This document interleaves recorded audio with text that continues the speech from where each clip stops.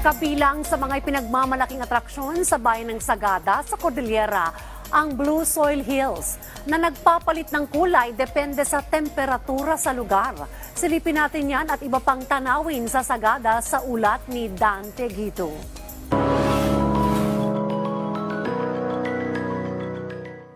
Where do broken hearts go?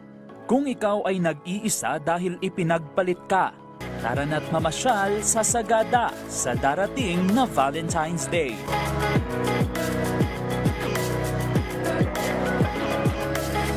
Isa sa mga ipinagmamalaki ng Sagada ang Blue Soil.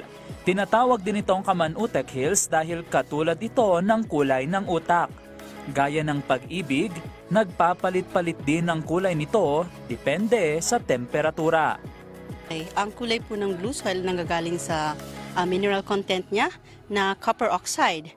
Pag naiinitan siya, doon siya nag-oxidize kaya ganito ang kulay. But then if it's cold, like early in the morning, doon po lumalabas ang kulay niya na it's not bluish but it's a blue-green. Something like that. Yun po, parang sa mineral content po niya nanggagaling ang kulay.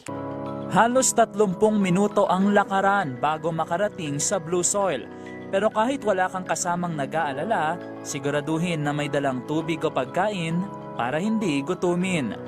Hindi ganoon katarik ngunit mahaba-haba ang akyatan. Gayunpaman sulit pa rin dahil pagdating dito sa tuktok, matutunghayan ang ganda ng Blue Soil. Pagdating sa tuktok ng bundok, maraming refreshments din ang naghihintay. Magpahinga bago mag-enjoy. Libutin ang kagandahan ng Blue Soil.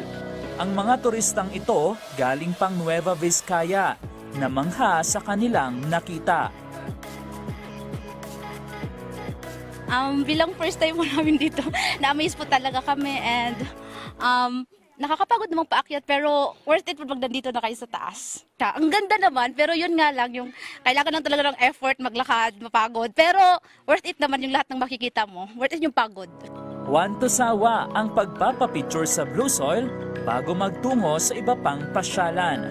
Ilan pa sa sikat na atraksyon ang hanging coffin, spelunking sa Sumaging Cave, mag-abang ng Sea of Clouds sa Mount Kiltipan Viewpoint at iba pa.